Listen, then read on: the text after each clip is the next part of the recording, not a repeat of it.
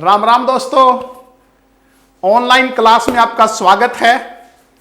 तो बच्चों, हम पढ़ेंगे इस क्लास में बहुत ही महत्वपूर्ण विषय आपका हिंदी। बहुत ही महत्वपूर्ण विषय है बच्चों हिंदी। आप जानते हो हर कॉम्पिटिटिव एग्जाम के लिए हिंदी जो है वो बहुत इंपॉर्टेंट होता है। कोई भी कॉम्पिटिटिव एग्जाम हो उसके लिए हिंदी जो है बहुत ही इंपॉर्टेंट जो है वो विषय है। और आप ये भी जानते हो बच्चों बहुत ही आसान विषय है। सबसे आसान भाषा की अगर हम बात करें तो बच्चों हिंदी होती है। तो बड़ा ध्यान से हमने पढ़ना है। हर एक चीज, हर एक स्टेप, छोटी से छोटी बात जो है वो सारी क्लियर करके चलेंगे। बस आखिर तक आप क्लास में बने रहना। और कोई भी अगर आपको दिक्कत आती है, अगर आपका कोई डाउट है तो बच्चों उसको भी सॉल्व करने की कोशिश करेंगे। और शुरू से आखिर तक बिल्कुल बेसिक से आपको जो है वो हाई लेवल तक हर चैप्टर में लेके जाएंगे। ठीक है, तो हिंदी के तहत हिंदी की कक्षा में हम पूरी हिंदी व्याकरण जो है वो डिस्कस करेंगे, जिसके अंदर भाषा के अलावा वर्ण है, वर्ण के अलावा शब्दकोश है। इसके अलावा अगर हम बात करें संधि, उपसर्ग, प्रत्यय, इसके अलावा शब्द, और शब्द के अंतर्गत तत्सम तद्भव शब्द हैं, एकार्थी अनेकार्थी शब्द हैं। इसके अलावा बच्चों पर्यायवाची शब्द हैं, विलोम शब्द हैं, अनेक शब्दों के लिए एक शब्द है। समास का आपका टॉपिक है, पद है, पद परिचय, पदबंध, शब्द की शक्तियां। इसके अलावा अगर हम बात करें वाक्य विचार, वाक्य उनका जो भेद हैं वो, और इसके अलावा बच्चों संज्ञा, सर्वनाम, विशेषण, क्रिया विशेषण, संबंध बोधक, समुच्चय बोधक, विस्मयादि बोधक, निपात और अलंकार का जो टॉपिक है बच्चों, इनके विषय में हम जो है वो डिस्कस करेंगे। तो बच्चों हम शुरू करते हैं। हमारा पहला जो टॉपिक है, बच्चों उससे हम स्टार्ट कर रहे हैं। भाषा से हम स्टार्ट करेंगे। किससे स्टार्ट करेंगे बच्चों? भाषा से। तो देखिए बच्चों, भाषा किसे कहते हैं? आप सभी भाषा से परिचित हो बच्चों कि भाषा जो शब्द है वो संस्कृत की भाष धातु से बनी है। भाषा शब्द संस्कृत की भाष धातु से बनी है, जिसका अर्थ है बोलना। जो भाषा शब्द है वो संस्कृत की कौन सी धातु से बनी है बच्चों? भाष धातु से। और इस भाष शब्द का अर्थ होता है, भाष जो धातु, इसका अर्थ होता है बोलना। मतलब भाषा एक साधन है। भाषा क्या बच्चों? एक साधन है जिसके द्वारा हम अपने विचार दूसरों को समझाते हैं और दूसरों के विचार खुद समझते हैं। भाषा एक साधन है, एक माध्यम है बच्चों, एक जरिया है, या हम ये कह सकते हैं एक मीडियम है विचारों के आदान प्रदान का। मतलब हम अपने विचार दूसरे को समझा सके और दूसरों के विचार जो है खुद समझ सके। उस माध्यम को, उस साधन को, उस जरिए को हम क्या कहते हैं? भाषा कहते हैं। बच्चों भाषा जो है वो कई तरह की होती हैं भाषाएं। जैसे सबसे पहले हम बात करें तो मातृभाषा। सबसे पहले अगर हम बात करें तो मातृभाषा, तो बच्चों आप जानते हो मातृभाषा, मातृ प्लस भाषा, दो शब्दों से मिलकर बना यह शब्द मातृ प्लस भाषा। मातृ यानी कि मां, भाषा मां की भाषा। मतलब जो भाषा बच्चा अपनी मां से सीखता है या जो भाषा अपने परिवार से सीखता है वो उस बच्चे की क्या कहलाती है? मातृभाषा कहलाती है। जैसे अगर किसी की मां पंजाबी है तो उसकी मातृभाषा पंजाबी होगी। कोई गुजराती परिवार से संबंध रखता है तो उसकी मातृभाषा गुजराती होगी। कोई बंगाली परिवार से संबंध रखता है तो उसकी मातृभाषा बंगाली होगी। तो बच्चों मातृभाषा, मातृ प्लस भाषा यानी कि मां की भाषा। जो भाषा अपनी मां से या अपने परिवार से सीखता है, क्योंकि सबसे पहले बच्चे का आगमन परिवार के बीच होता है, तो सबसे पहले यही भाषा जो वो सीखता है। इसके बाद है बच्चों राजभाषा। इसके बाद है राजभाषा। तो बच्चों राज प्लस भाषा। राजभाषा क्या होती है? राज प्लस भाषा यानी कि राजकाज की भाषा। राजकाज की भाषा, इसका अर्थ क्या है? इसका अर्थ है बच्चों कि किसी देश के जो प्रशासनिक कार्य हैं, जो ऑफिशियल वर्क हैं, कार्यालयी कामकाज, वो जिस भाषा में संपन्न किए जाते हैं वो उस देश की क्या कहलाती है? राजभाषा कहलाती है। किसी देश के जो प्रशासनिक कार्य हैं, जो कार्यालयी कामकाज हैं, ऑफिशियल वर्क जिस भाषा में संपन्न किए जाते हैं वो उस देश की क्या कहलाती है? वो उसकी राजभाषा कहलाती है बच्चों। जैसे हमारे भारत की राजभाषा कौन सी है? हिंदी। भारत की राजभाषा कौन सी है बच्चों? हिंदी है। बच्चों आप सभी जानते हो कि 14 सितंबर 1949 को 14 सितंबर 1949 को भारतीय संविधान के अनुच्छेद 343 के तहत हिंदी को भारत संघ की राजभाषा के रूप में स्वीकार किया गया। 14 सितंबर 1949 को भारतीय संविधान के अनुच्छेद 343 के तहत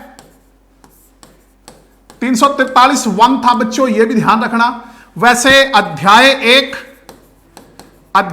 1 भाग 17 और अनुच्छेद 343(1), वैसे हिंदी लेवल पे हम इतना ही पढ़ते हैं कि 14 सितंबर 1949 को भारतीय संविधान के अनुच्छेद 343 के तहत हिंदी को भारत संघ की राजभाषा के रूप में स्वीकार किया गया। तब से प्रतिवर्ष 14 सितंबर को हिंदी दिवस के रूप में मनाते हैं। 14 सितंबर को हम किस रूप में मनाते हैं बच्चों? हिंदी दिवस के रूप में मनाते हैं।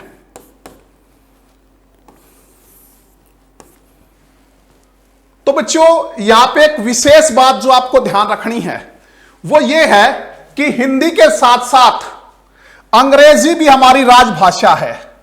जो इंपॉर्टेंट बात मैं आपको बता रहा हूं वो ये आपको ध्यान रखनी है कि हिंदी के साथ साथ अंग्रेजी भी हमारी राजभाषा है। अंग्रेजी भी क्या हमारी राजभाषा है? क्यों? क्योंकि बच्चों जब 14 सितंबर 1949 को भारतीय संविधान के अनुच्छेद 343(1) के तहत हिंदी को भारत संघ की राजभाषा के रूप में स्वीकार किया गया तो उसी टाइम साथ में यह भी ऐड किया गया था, संविधान में यह भी लिखा गया था कि आने वाले 15 वर्षों तक यानी कि 1965 तक अंग्रेजी भी राजभाषा के रूप में काम करती रहेगी। ठीक है, और वो आज तक लगातार जारी है। हालांकि बच्चों 1965 में जब इसको हटाने की कोशिश की गई तो हमारे गैर अक्षेत्र के जो राज्य हैं उन्होंने इसका विरोध किया। किसने विरोध किया? गैर अक्षेत्र के राज्यों ने इसका विरोध किया बच्चों। ठीक है बच्चों, यहां आपके लिए यह जानना भी आवश्यक है कि भाषा के आधार पर भारत को 3 क्षेत्रों में बांटा गया है।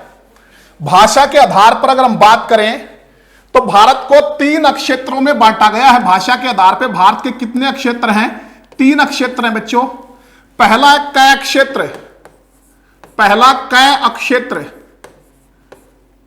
कय क्षेत्र में वो तमाम राज्य और केंद्र शासित प्रदेश आते हैं जिनकी प्रथम भाषा हिंदी है। जिनकी प्रथम भाषा क्या है? हिंदी है बच्चों। कय क्षेत्र में वे तमाम राज्य और केंद्र शासित प्रदेश आते हैं जिनकी प्रथम भाषा हिंदी है। प्रथम भाषा क्या होती है बच्चों? जिस तरह हमारे देश की राजभाषा हिंदी है, किसी देश की राजभाषा होती है मतलब उस देश के प्रशासनिक कार्य, उस देश के ऑफिशियल वर्क, कार्यालयी कामकाज जिस भाषा में संपन्न किए जाते हैं वो उस देश की राजभाषा होती है। इसी प्रकार राज्य की प्रथम भाषा होती है। राज्य की क्या होती है बच्चों? प्रथम भाषा। ठीक है, इसको आप राजकीय भाषा भी कह सकते हो। राज्य की क्या कह सकते हो? राजकीय भाषा। यह प्रादेशिक भाषा भी कहलाती बच्चों, प्रादेशिक भाषा। और इसको राज्य की राजभाषा भी कह सकते हैं। राज्य की राजभाषा भी कहलाती है। तो बच्चों बात कर रहे थे कि पहला कय क्षेत्र है। कय क्षेत्र में वो तमाम राज्य और केंद्र शासित प्रदेश रखे गए हैं जिनकी प्रथम भाषा, जिनकी प्रादेशिक भाषा, जिनकी राजकीय भाषा या जिस राज्य की राजभाषा वो हिंदी है। ठीक है, तो बच्चों हमारे देश में 9 राज्य और 2 केंद्र शासित प्रदेश जो हैं वो 9 राज्य और 3 केंद्र शासित प्रदेश ऐसे हैं जिन्होंने हिंदी को प्रथम भाषा के रूप में अपनाया है। तो वो कौन कौन से बच्चों, वो देखना, जिन्होंने हिंदी को जो प्रथम भाषा के रूप में अपनाया है। बच्चों हरियाणा, इसके अलावा राजस्थान के अलावा हिमाचल प्रदेश के अलावा बच्चों उत्तराखंड के अलावा उत्तर प्रदेश के अलावा बिहार, झारखंड, छत्तीसगढ़, मध्य प्रदेश, ये 9 हमारे स्टेट, कितने स्टेट है? 9। मध्य प्रदेश, हरियाणा, राजस्थान, हिमाचल प्रदेश, उत्तराखंड, उत्तर प्रदेश, बिहार, झारखंड, छत्तीसगढ़ और मध्य प्रदेश। इसके अलावा केंद्र शासित प्रदेशों की बात करें तो दिल्ली, चंडीगढ़ और अंडमान निकोबार द्वीप समूह, इन्होंने हिंदी को प्रथम भाषा के रूप में अपनाया है। तो ये क्या है बच्चों? इनकी प्रथम भाषा जो है हिंदी है। तो ये किस क्षेत्र में आते हैं? ये आते हैं बच्चों कै क्षेत्र में। ठीक है। इसके बाद अगर हम बात करें बच्चों, दूसरा है खै क्षेत्र। दूसरा कौन सा है? खै क्षेत्र। तो खै क्षेत्र में वो राज्य आते हैं जिनकी द्वितीय भाषा हिंदी है, जिनकी द्वितीय भाषा जो है वो क्या है? हिंदी है। वो किस क्षेत्र में आते हैं? खै क्षेत्र में। तो बच्चों हमारे देश के 3 राज्य ऐसे हैं जिन्होंने हिंदी को जो है वो द्वितीय भाषा के रूप में अपनाया है। कौन कौन से बच्चों? पंजाब, क्योंकि पंजाब की प्रथम भाषा पंजाबी है। गुजरात की प्रथम भाषा जो है वो गुजराती है। और महाराष्ट्र की प्रथम भाषा क्या है? मराठी है। ठीक है। पंजाब की प्रथम भाषा बच्चों पंजाबी है, गुजरात की जो वो गुजराती है और महाराष्ट्र की प्रथम भाषा है मराठी। तो इन 3 स्टेटों ने हिंदी को द्वितीय भाषा के रूप में अपनाया है। तो ये कौन से क्षेत्र में आते हैं बच्चों? ये आते हैं खै क्षेत्र में। इसके बाद है गै क्षेत्र। बच्चों हमने 2 क्षेत्र पढ़े, पहला कै क्षेत्र, दूसरा खै क्षेत्र पढ़ा, तीसरा गै क्षेत्र। कै क्षेत्र में वो तमाम राज्य और केंद्र शासित प्रदेश हैं जिनकी प्रथम भाषा हिंदी है। तो बच्चों अगर हम बात करें तो हमारे 9 राज्यों और 3 केंद्र शासित प्रदेशों ने हिंदी को प्रथम भाषा के रूप में अपनाया है, जिनमें हरियाणा है, राजस्थान है, हिमाचल प्रदेश है, उत्तराखंड है, उत्तर प्रदेश है, बिहार है, इसके अलावा झारखंड, छत्तीसगढ़, मध्य प्रदेश और 3 केंद्र शासित प्रदेश दिल्ली, चंडीगढ़ और अंडमान निकोबार द्वीप समूह। तो ये कै क्षेत्र में आते हैं। खै क्षेत्र में वो राज्य आते हैं जिन्होंने हिंदी को द्वितीय भाषा के रूप में अपनाया है। तो हमारे 3 स्टेट ऐसे जिन्होंने हिंदी को द्वितीय भाषा के रूप में अपनाया है, पंजाब, गुजरात और महाराष्ट्र। यहां पे हिंदी द्वितीय भाषा है। पंजाब की प्रथम भाषा पंजाबी, गुजरात की गुजराती और महाराष्ट्र की मराठी है। इसके अलावा गै क्षेत्र बच्चों, गै क्षेत्र में इन कै और खै क्षेत्र को छोड़ के बाकी जो सारे राज्य हैं वो किस में आते हैं? गै क्षेत्र में। चाहे हमारे दक्षिण भारत के राज्य हों, जैसे केरल है, तमिलनाडु है, कर्नाटका है, इसके अलावा आंध्र प्रदेश है, तेलंगाना है, ओडिशा है, इसके अलावा पश्चिम बंगाल या पूर्वोत्तर के जो राज्य जिन्हें हम 7 सिस्टर्स कहते हैं, ठीक है, इसके अलावा जम्मू कश्मीर है, इनमें हिंदी न प्रथम भाषा है न द्वितीय भाषा। हिंदी न प्रथम भाषा है न द्वितीय भाषा। ठीक है। जैसे आप जानते हैं बच्चों, कर्नाटक की जो अगर हम बात करें प्रथम भाषा कन्नड़ है, तमिलनाडु की तमिल है, केरला की मलयालम है, इसके अलावा अगर हम बात करें आंध्र प्रदेश और तेलंगाना की तेलुगु है, उड़ीसा की ओडिया है और इन सब प्रांतों में द्वितीय भाषा अंग्रेजी है। द्वितीय भाषा क्या है? अंग्रेजी। तो यहां हिंदी ना प्रथम भाषा है और ना हिंदी यहां पे दूसरी भाषा है। बच्चों हमारे जो 7 सिस्टर्स के स्टेट हैं उनमें से कईयों की तो प्रथम भाषा ही अंग्रेजी है। जैसे नागालैंड है, प्रथम भाषा क्या है? अंग्रेजी है। ठीक है, तो बच्चों हम क्या पढ़ रहे थे, वापस वहीं हम चलते हैं। तो हम यह पढ़ रहे थे कि हमारी जो राजभाषा है वो हिंदी है, कि 14 सितंबर 1949 को अध्याय 1 भाग 17 अनुच्छेद 343(1) के तहत हिंदी को भारत संघ की राजभाषा के रूप में स्वीकार किया गया। तो उस टाइम यह भी लिखा गया था कि आने वाले 15 वर्षों तक, यानी कि 1965 तक अंग्रेजी भी राजभाषा के रूप में काम करती रहेगी, और वो आज तक लगातार जारी है।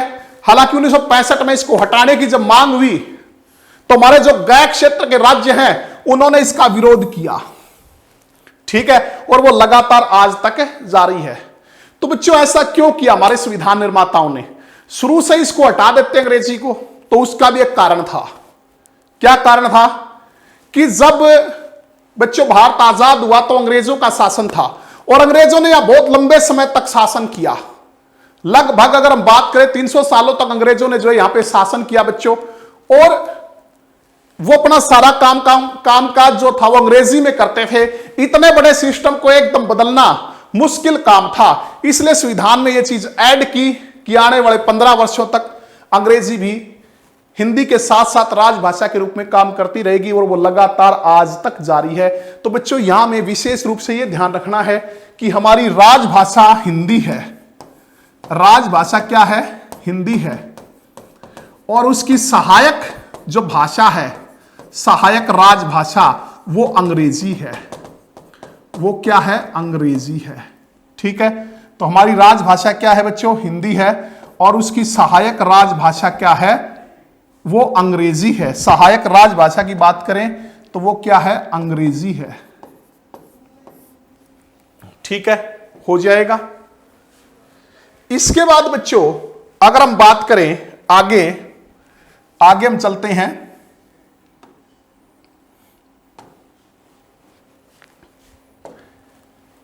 एक होती है बच्चों राष्ट्रभाषा। क्या होती है? राष्ट्रभाषा। ठीक है, तो सबसे पहले तो है ना, कमेंट करके ये बताओ, सबसे पहले ये बताइए कि हमारी राष्ट्रभाषा कौन सी है? भारत की जो राष्ट्रभाषा की अगर हम बात करें तो कौन सी है? वो है हिंदी। भारत की राष्ट्रभाषा कौन सी बच्चों? हिंदी। अब यहां एक चीज विशेष रूप से आपको ध्यान रखनी है, क्या संविधान में कहीं इस चीज का उल्लेख है कि हिंदी हमारी राष्ट्रभाषा है? क्या संविधान में कहीं भी इस चीज का उल्लेख है कि हिंदी हमारी राष्ट्रभाषा है? तो जवाब मिलेगा नहीं। संविधान में इसका कहीं भी उल्लेख नहीं है कि हिंदी हमारी क्या है? राष्ट्रभाषा है। संविधान ने तो इसको सिर्फ राजभाषा के रूप में स्वीकार किया है। सिर्फ किसके रूप में? राजभाषा के रूप में।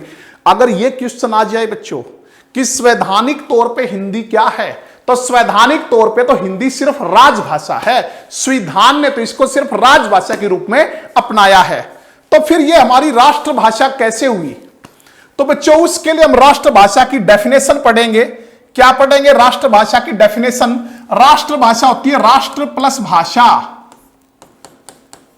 राष्ट्र की भाषा। राष्ट्र की भाषा का मतलब क्या? किसी देश के ज्यादातर लोग जिस भाषा का प्रयोग करते हैं वो उस देश की राष्ट्रभाषा कहलाती है। किसी देश के ज्यादातर लोग जिस भाषा का प्रयोग करते हैं वो उस देश की राष्ट्रभाषा कहलाती है। और हमारे देश के 70% लोग जो है किसी न किसी रूप में हिंदी का प्रयोग करते हैं। इस लिहाज से हिंदी हमारी राष्ट्रभाषा है।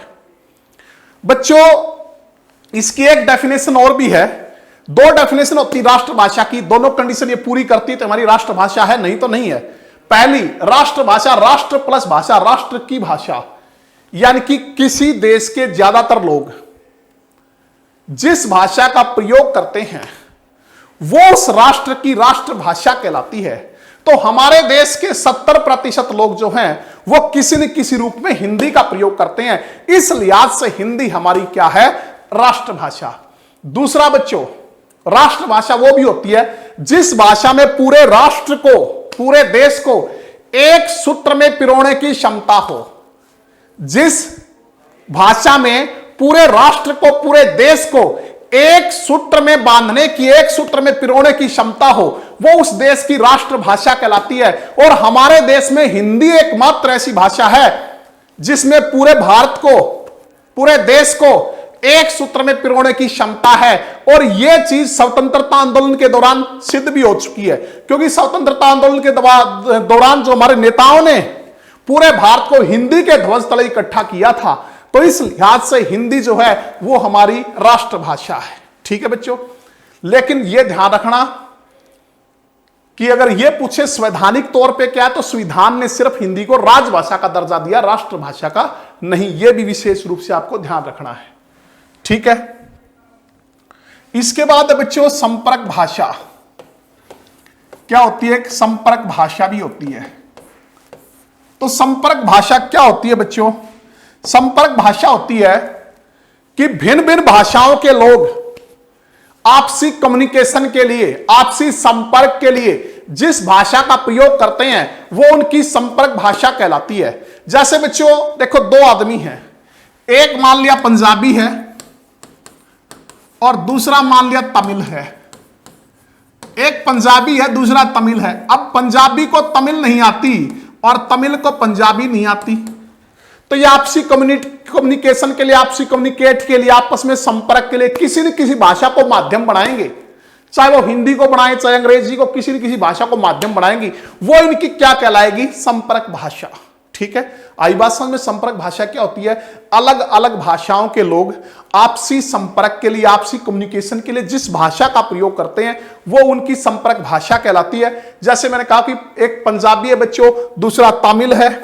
ठीक है, अब दिक्कत क्या है कि पंजाबी को जो तमिल नहीं आती समझ में और तमिल को पंजाबी नहीं समझ में आती, तो कोई ना कोई भाषा ये आपस में संपर्क के लिए यूज करेंगे, चाहे हिंदी करें, अंग्रेजी करें या कुछ और करें, वो इनकी संपर्क भाषा कहलाएगी। ठीक है, तो हमारे देश के ज्यादातर लोग जो हैं, अलग अलग भाषाओं के जो लोग हैं, वो आपसी संपर्क के लिए किसका प्रयोग करते हैं? हिंदी का प्रयोग करते हैं। इस लिहाज से हिंदी हमारी क्या है? संपर्क भाषा। तो बच्चों हमारी संपर्क भाषा हिंदी है, हमारी राष्ट्रभाषा हिंदी है, हमारी राजभाषा हिंदी है और मेरी तो मातृभाषा भी हिंदी है। ठीक है, लेकिन एग्जाम में अगर आपसे पूछे हिंदी क्या है, ए ऑप्शन राजभाषा, बी राष्ट्रभाषा, C both A and B दोनों, तो बच्चों हम दोनों पे जाएंगे। लेकिन अगर यह पूछे संवैधानिक तौर पे क्या हिंदी, तो सिर्फ राजभाषा है। और कई बार ऐसा भी कोई आ जाए, भाई आपके पास चार ऑप्शन भरे हुए, चारों A B, B B, C B और डी बी। ठीक है, और उसमें ए राजभाषा है, बी राष्ट्रभाषा है, दो ऑप्शन भी कोई और है वो भरे हुए हैं, एक जवाब आपको चूज करना पड़ जाए, तो उस टाइम भी हम प्रेफरेंस राजभाषा को देंगे, क्योंकि संविधान किसको मानता है? राजभाषा को। ठीक है, हो जाएगा। तो बच्चों आगे चलते हैं, आगे देखिए। अब हम पढ़ेंगे भाषा के रूप। भाषा के रूप,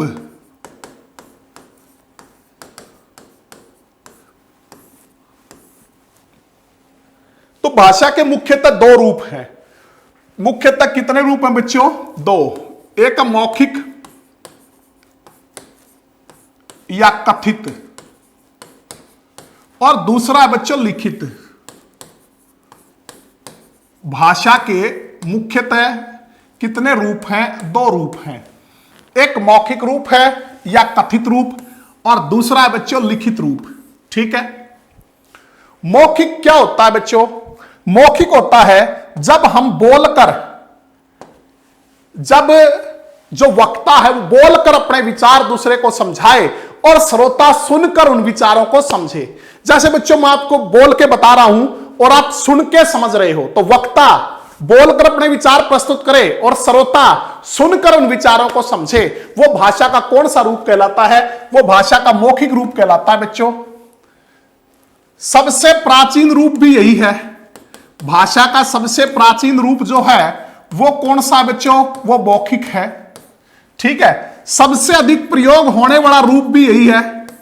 सबसे ज्यादा प्रयोग होने वाला रूप भी यही है बच्चों। और पहले अस्तित्व में भी यही आया। सर्वप्रथम जो है वो अस्तित्व में यही रूप आया।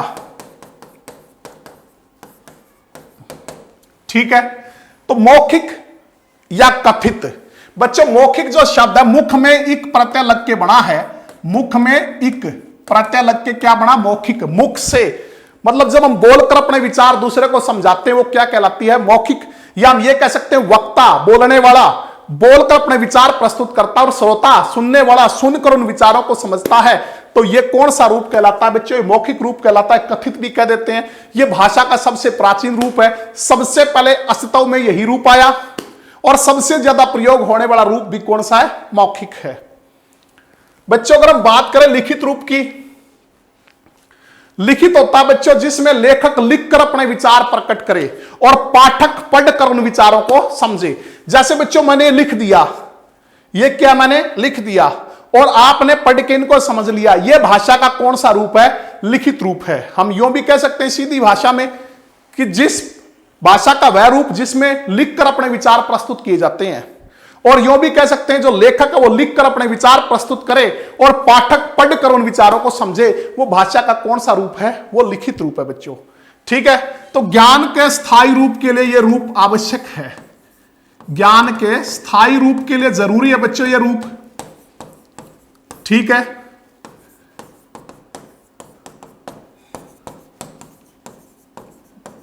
अब दरअसल क्या है कि लिखित रूप की आवश्यकता क्यों पड़ी बच्चों, लिखित रूप की आवश्यकता इसलिए पड़ी कि जब मनुष्य एक स्थान से दूसरे स्थान पर जाकर रहने लगा या मनुष्य को अपनी बात एक स्थान से दूसरे स्थान पर पहुंचानी पड़ी या आने वाली पीढ़ियों तक अपना ज्ञान पहुंचाना पड़ा, तो जाहिर सी बात हो बोल के नहीं बता सकता आने वाली पीढ़ियों को, तो इसलिए उसे किस रूप की आवश्यकता महसूस हुई, लिखित रूप की। तो इस प्रकार लिखित रूप का क्या हुआ बच्चों, विकास हुआ।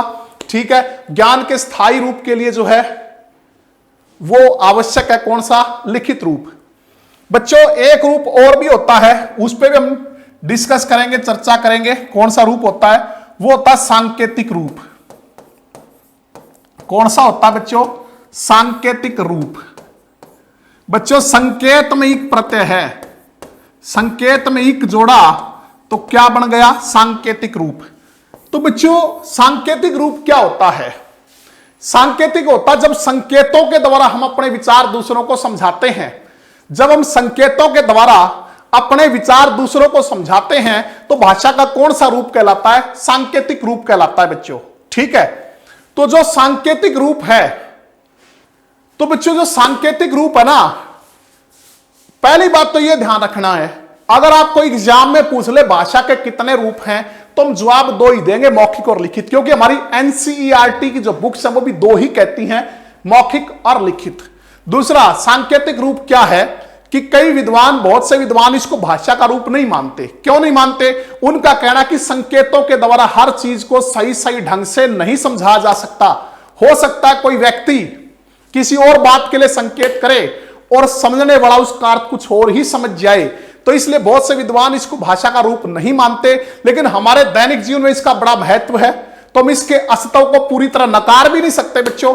जैसे आप लोगों ने महसूस किया होगा, आप कहीं जा रहे हो सड़क से, अगर लाल बत्ती आ जाए तो आप रुक जाते हो और अगर हरी आ जाए तो आप चल पड़ते हो। तो ये क्या, ये संकेत है बच्चों। किसी वाहन के ऊपर लाल बत्ती है, किसी के ऊपर नीली बत्ती, ये क्या है बच्चों, संकेत है। ठीक है। आप कक्षा में बैठे हुए, घंटी बजी टन टन टन, आप उठ के चल दिए, ये क्या है, संकेत है बच्चों। ठीक है। तो इसके अस्तित्व को पूरी तरह नकार नहीं सकते बच्चों, हमारे जीवन में बड़ा महत्व है इसका। लेकिन फिर भी एग्जाम के लिहाज से अगर आपसे पूछे भाषा के कितने रूप हैं तो हम दो ही बताएंगे, एक मौखिक और दूसरा लिखित, क्योंकि हमारी एनसीईआरटी दो ही मानती है, मौखिक रूप और लिखित रूप। ठीक है, हो जाएगा बच्चों। तो आगे चलते हैं, नेक्स्ट देखिए। इसके बाद बच्चों हम पढ़ेंगे कि हमारे संविधान में कितनी भाषाएं मान्यता प्राप्त हैं। जो हमारा संविधान है उसमें कितनी भाषाओं को मान्यता दी गई है, संविधान में मान्यता प्राप्त भाषाएं, तो हमारे संविधान में कितनी भाषाओं को मान्यता दी गई है। तो बच्चों हमारे संविधान में जो है 22 भाषाएं मान्यता प्राप्त हैं। कितनी हैं, 22 भाषाएं जो है हमारे संविधान में मान्यता प्राप्त हैं। ये 8वीं अनुसूची में है। कौन सी अनुसूची है बच्चों? संविधान की कौन सी अनुसूची में इनका जिक्र मिलता है? 8वीं अनुसूची में जो है वो इनका जिक्र मिलता है। कितनी भाषाओं को मान्यता दी गई है? तो वो दी गई बच्चों 22 भाषाओं को। ठीक है, तो 22 कौन कौन सी बच्चों? वो ध्यान देना, हिंदी, संस्कृत, पंजाबी, उर्दू, गुजराती, मराठी, तमिल, तेलुगु, कन्नड़, मलयालम, ओडिया, असमिया,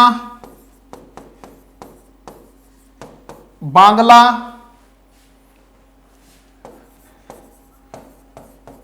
कश्मीरी। तो बच्चों कितनी भी? 1 2 3 4 5 6 7 8 9 10 11 12 13 और 14। तो आपको एक चीज यह भी ध्यान रखनी है कि जब संविधान लागू हुआ उस टाइम 14 भाषाएं मान्यता प्राप्त थी। ठीक है बच्चों, वर्तमान में कितनी भाषाएं जो हमारे संविधान में मान्यता प्राप्त है? तो वो है 22 भाषाएं को मान्यता मिली हुई है। और ये हमारे संविधान की कौन सी अनुसूची में है? तो ये 8वीं अनुसूची में है। लेकिन बच्चों यहां आपको ये पता होना चाहिए कि शुरू में जब संविधान बना तो कितनी भाषाओं को जो है वो मान्यता दी गई थी। तो आपको ध्यान होना चाहिए 14 भाषाएं उस टाइम जो मान्यता प्राप्त थी। वो 14 कौन सी थी? हिंदी, संस्कृत, पंजाबी, उर्दू, गुजराती, मराठी, तमिल, तेलुगु, कन्नड़, मलयालम, ओडिया, असमिया, बांग्ला और कश्मीरी। इन 14 भाषाओं को शुरू में मान्यता मिली थी। उसके बाद बच्चों अगर हम बात करें इसके बाद, तो बच्चों जब 1967 में जब 21वां संविधान संशोधन हुआ तो एक भाषा और जोड़ दी। उस भाषा का नाम था सिंधी। 1967 में जब 21वां संविधान संशोधन हुआ तो एक भाषा और जोड़ दी और वो भाषा थी बच्चों कौन सी? सिंधी। तो भाषाओं की संख्या कितनी होगी? 15। उसके बाद बच्चों अगर हम ये बात करें कि जब 71वां संविधान संशोधन हुआ, 71वां संविधान संशोधन जब हुआ, ये अगर हम बात करें 1992 में, कब हुआ? 1992 में। तो उस टाइम बच्चों 3 भाषाएं जो है और जोड़ दी। नेपाली, मणिपुरी और कोंकणी। 1992 में 71वां संविधान संशोधन जब हुआ तो 3 भाषाएं और जोड़ दी, नेपाली, मणिपुरी और कोंकणी। और भाषाओं की संख्या कितनी होगी? 18। अगर उसके बाद हम बात करें बच्चों, जब 92वां संविधान संशोधन हुआ, 92वां संविधान संशोधन जब हुआ 2003 में, जब 92वां संविधान संशोधन हुआ 2003 में, तो बच्चों उस टाइम 4 भाषाएं और जोड़ दी। वो थी बोडो, डोगरी, मैथिली और संथाली। तो इस प्रकार वर्तमान में कितनी भाषाएं मान्यता प्राप्त हमारे संविधान में? तो वर्तमान में हमारे संविधान में जो है बच्चों वो 22 भाषाएं मान्यता प्राप्त हैं। कौन सी अनुसूची में इनका जिक्र मिलता है? 8वीं अनुसूची में इनका जिक्र मिलता है। जब संविधान लागू हुआ तो उस टाइम कितनी भाषाएं मान्यता प्राप्त थी? तो बच्चों उस टाइम जो है 14 भाषाओं को मान्यता दी गई थी। हिंदी, संस्कृत, पंजाबी, उर्दू, गुजराती, मराठी, तमिल, तेलुगु, कन्नड़, मलयालम, ओडिया, असमिया, बांग्ला और कश्मीरी। ठीक है। उसके बाद 1967 में जब 21वां संविधान संशोधन हुआ तो एक भाषा और जोड़ दी, उसका नाम है सिंधी, और भाषाओं की संख्या हो गई 15। उसके बाद बच्चों 71वां संविधान संशोधन हुआ 1992 में, तो 3 भाषाएं जो है और जोड़ी गई, नेपाली, मणिपुरी और कोंकणी, और भाषाओं की संख्या हो गई 18। उसके बाद 92वां संशोधन हुआ 2003 में, तो बच्चों 4 भाषाएं और ऐड कर दी, बोडो, डोगरी, मैथिली और संथाली, तो भाषाओं की संख्या हो गई 22। तो वर्तमान में कितनी भाषाएं मान्यता प्राप्त हैं? तो बच्चों वो है आपकी 22 भाषाएं जो है मान्यता प्राप्त, और 8वीं अनुसूची में इसका जिक्र मिलता है। हो जाएगा। तो आपको यह भी पता होना चाहिए बच्चों, कई बार क्वेश्चन इस टाइप से पूछ लेता है डीपली कि कौन से संशोधन में कितनी भाषाएं जोड़ी गई या कौन कौन सी भाषाएं जो हैं वो जोड़ी गई। तो आगे चलते हैं।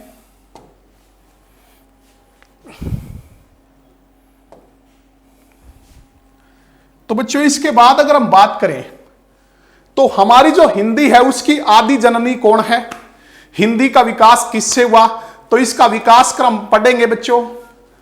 तो अगर हम बात करें तो हिंदी की आदि जननी है संस्कृत। हिंदी की आदि जननी, हिंदी की आदि जननी कौन सी भाषा है, तो वो है बच्चों संस्कृत। हिंदी की आदि जननी कौन सी है, संस्कृत। बच्चों सबसे पहले वैदिक संस्कृत होती थी। सबसे पहले कौन सी संस्कृत होती थी, वैदिक संस्कृत होती थी, जिसमें कि चारों वेद लिखे गए हैं। चारों वेद जो है वो किस संस्कृत में लिखे गए, वैदिक संस्कृत में। आप जानते हो कि वेद में इक प्रत्यय अगर लगाएंगे, वेद में इक प्रत्यय लगाएंगे तो वैदिक बनता है। तो सबसे पहले वैदिक संस्कृत होती थी जिसमें कि चारों वेद लिखे गए बच्चों। इससे फिर अगर हम बात करें परिवर्तित होकर फिर हुई लौकिक संस्कृत।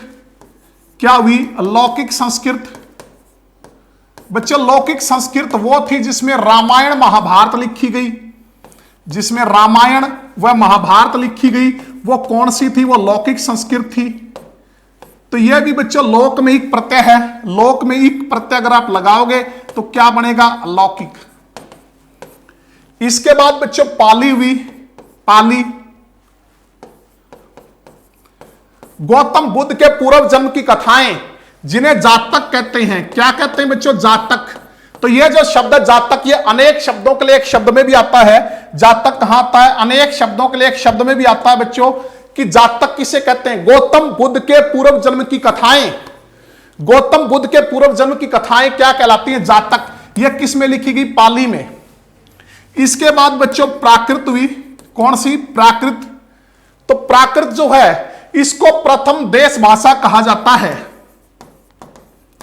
प्रथम देश भाषा या बच्चों प्रथम जन भाषा, प्रथम देश भाषा या क्या कहलाती है, प्रथम जन भाषा। कौन सी कहलाती है, वो कहलाती प्राकृत। ठीक है। तो बच्चों सबसे पहले वैदिक संस्कृत हुई। ये हमारे हिंदी का जो विकास क्रम हम पढ़ रहे हैं, हिंदी का विकास क्रम जो है वो किस तरह हिंदी का विकास हुआ।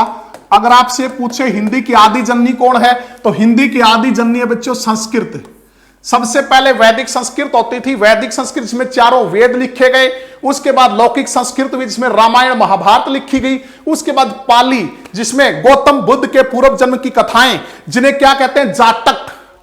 तो ये अनेक शब्दों के लिए एक शब्द में भी आता है कई बार बच्चों, जातक। गौतम बुद्ध के पूर्व जन्म की कथाएं पाली में लिखी गई। उसके बाद प्राकृत। प्राकृत को प्रथम देश भाषा या प्रथम जन भाषा जो है वो कहा जाता है। तो बच्चों प्रथम देश भाषा, प्रथम जन भाषा का क्या अर्थ है, बच्चों कहते हैं इससे पहले की जो भाषाएं थी, चाहे वो वैदिक संस्कृत हो, चाहे वो लौकिक संस्कृत हो, चाहे वो पाली हो, ये सिर्फ साहित्य तक सीमित थी। इनमें सिर्फ साहित्य लिखा गया था, सिर्फ किताबें इसमें लिखी गई थी। आम बोलचाल में ये भाषाएं प्रयोग नहीं होती थी। पहली भाषा जो आम बोलचाल में प्रयोग होने लगी वो प्राकृत थी। इसलिए प्राकृत को प्रथम देश भाषा या प्रथम जन भाषा का दर्जा प्राप्त है। बच्चों प्राकृत से जो है वो जो है अपभ्रंश का निर्माण हुआ। क्या हुआ, अपभ्रंश। प्राकृत से क्या हुआ, अपभ्रंश।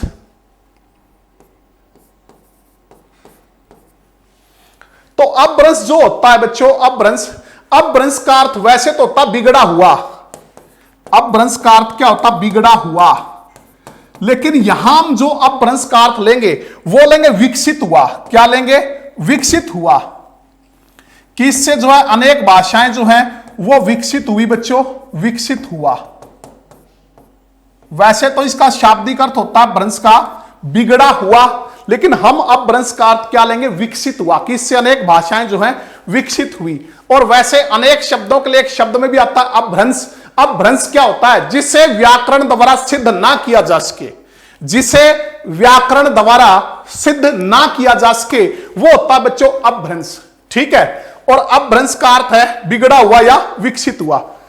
और बच्चों अपभ्रंश से जो है वो हिंदी का निर्माण हुआ। कई लोग कहते हैं कि इससे अवट का निर्माण हुआ। कई विद्वान क्या कहते हैं, इससे किसका निर्माण हुआ? अवट। तो बच्चों यहां मैं आपको यह बता दूं, यह क्लियर कर दूं कि पुरानी हिंदी को ही अवट कहा जाता है। किसको कहते हैं? पुरानी हिंदी को। तो कई विद्वान मानते हैं कि पहले अवट पुरानी हिंदी बनी, फिर नई हिंदी, ठीक है, फिर हिंदी का निर्माण। तो बच्चों अब यहां जो है वो आपको यह बताना है कि हिंदी की आदि जननी कौन है। अगर हम बात करें तो हिंदी की आदि जननी है बच्चों संस्कृत। ठीक है, मूल क्या इसका? संस्कृत। लेकिन अगर यह पूछे हिंदी का निर्माण किससे हुआ, तो हमारा जवाब होगा अपभ्रंश।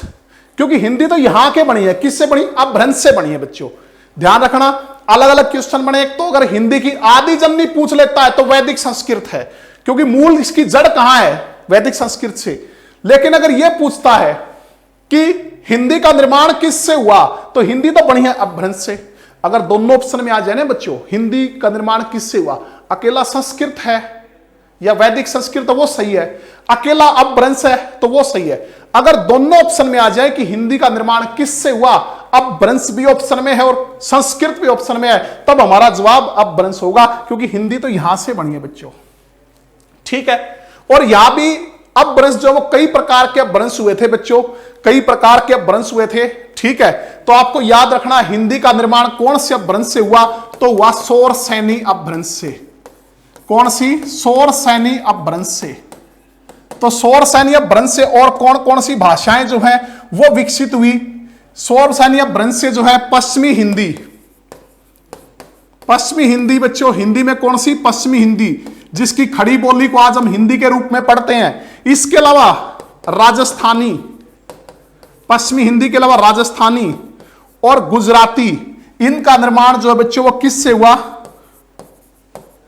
इनका निर्माण जो है वो शौरसेनी अपभ्रंश से हुआ। किसका? पश्चिमी हिंदी का, पश्चिमी हिंदी के अलावा राजस्थानी का, और राजस्थानी के अलावा गुजराती का।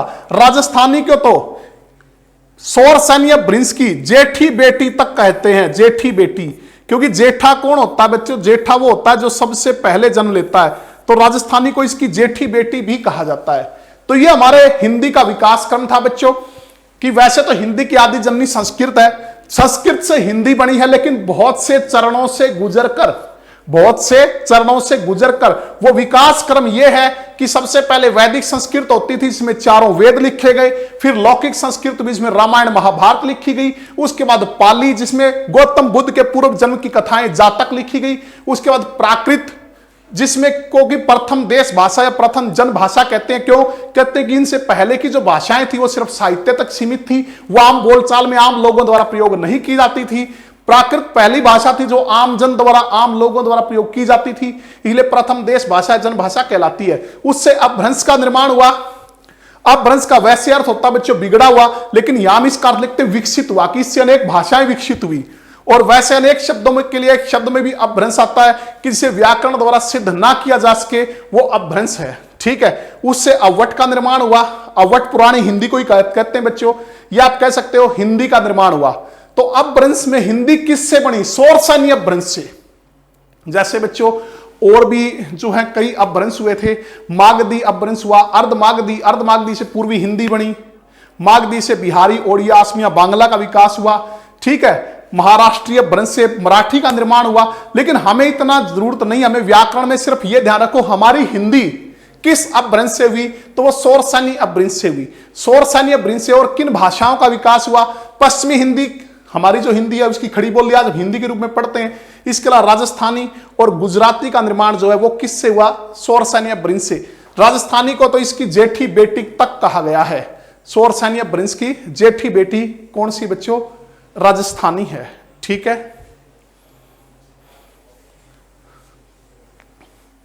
तो बच्चों ये थी हमारी आज की कक्षा।